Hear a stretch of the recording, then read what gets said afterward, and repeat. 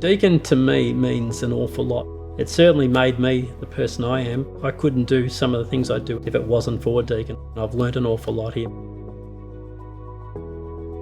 I was born and bred in Geelong. I think it'd be fair to say that my father was very, very strict. He loved his veggie patch. It was a sort of no-go zone where you could walk around the backyard and what you could touch and what you couldn't touch. When it came to weeding the garden, that was always the task for myself. Once I started working outdoors, it certainly resonated with me. The story goes that my name was still on a roll in year 12, constantly being read out. And of course my parents said, well, when do you go back to school? I said, no, I've got a job now. I think we'll just let it go. I never had any real connection with Deakin. What I did find was that if there were concerts happening out here during a week or other times of the year, the thing for us, how do we get to those concerts? We're not students, but we want to get to these. Warm Ponds was a different location to what it is today. Sometimes we had to sort of park a car up the road next to Marcus Oldham and creep across a couple of paddocks and see if we could sneak in to see some of the performances.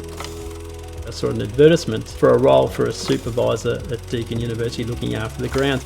So I thought this might be a good opportunity where I might get that easy ticket to go to Deakin events in the future. So I applied for the role and they felt that I was probably too young to take on the task of being a supervisor. But at the end of that interview, they said, would you be interested in taking on a gardener's role as a starting point? And so I started in 87. Early days, it was tough going, purely and simply. We just didn't have the equipment, the resources or the skill set to be able to create what we've created today. I was the project manager of the actual landscape construction that appeared at the Warm Ponds estate. Someone from our team had to oversee the project and I was lucky enough to put my hand up and said, I'll take this one. In the end, won a lot of accolades, achieved the Landscape of the Year award, and as a result it got through to the team at Burke's Backyard as part of the program. What was your role in the gardens? After the contractor initially finished the hard landscaping, it was our job to come in and actually plan out the whole complex. There was approximately about 15,000 plants to go in and we had a certain time frame.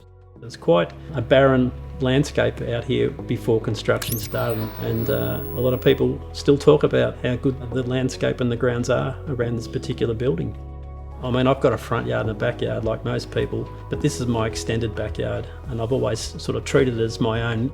I love the look of the place, not just the Warm Ponds campus, but all our campuses. I'm proud to say that myself and the team have something to do in relation to how our campuses present themselves. We're here for the students. If it wasn't for the students, we wouldn't have a role to play. So I'm certainly an advocate for making sure that what we provide meets expectations and allows them to thrive in the best possible environment. When you really enjoy something and you love doing what you're doing, you'll never work a hard day in your life. To me, the variety's fantastic, the opportunities are terrific. Yeah, there's some dark, cloudy days, but overall I think the opportunities that the organisation offers certainly kept my interest at a very, very high level. I'm never bored, put it that way. My days are finishing up at Deakin, but I won't forget the place, that's for sure.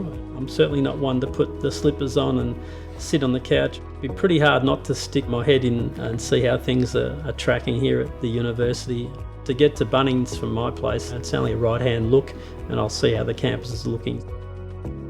It's a great achievement to get to 50 years. Having been here for the 10th anniversary makes it even more significant for me that the campuses have grown. The recognition that Deakin's had in that 50 years in relation to accolades speaks volumes. I like to think that Deakin will still have a strong connection to its history. I like to think in 50 years' time there's still lots of stories to be told at its centenary.